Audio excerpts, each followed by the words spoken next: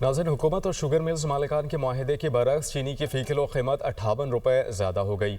हुकूमत और sugar mills मालिकान ने ज़्यादा से ज़्यादा कीमत 171 रुपये रखने का फ़ैसला किया था। चीनी की फ़ी किलो कीमत 229 रुपये तक पहुँच चुकी है। इस पर मज़ीद बात करने के लिए इस्लामाबाद से हमें ज्वाइन कर रहे हैं मुदस्सिर अली राना। मुदस्सिर, आपके पास क्या खबर आ रही है इस मामले पर?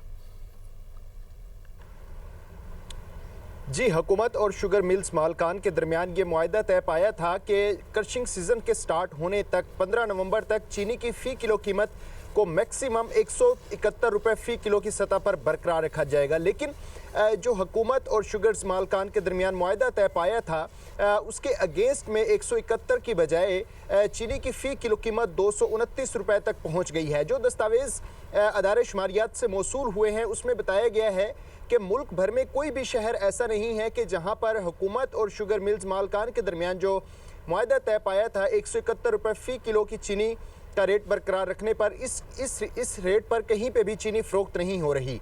कोयटा में सबसे ज़्यादा महंगी चीनी फ़रोख्त हो रही है, जहां पर 229 रुपये।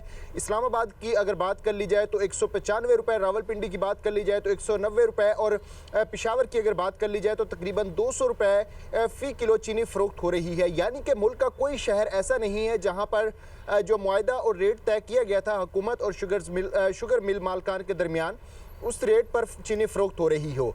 जो मुआहदा था उसके अहम खदोखाल ये भी थे कि 15 अगस्त से लेकर 15 नवंबर तक चीनी की फ़ी किलो कीमतों में तकरीबन 6 रुपये का इजाफा किया जाएगा, क्योंकि जुलाई में हुकूमत और शुगर मालकान के दरमियान जो मुआहदा तय पाया था उस वक्त चीनी की फ़ी किलो कीमत 165 रुपये पर फ़रोख्त करने का फैसला किया गया था। और ये भी हुकूमत की जानिब से मालिकान के दरमियान जो मुआहदा हुआ था, शुगर मिल्स मालिकान उसकी खिलाफ वर्जी कर रहे हैं। आप हमें अपडेट कर रहे थे मुदस्सिर, बहुत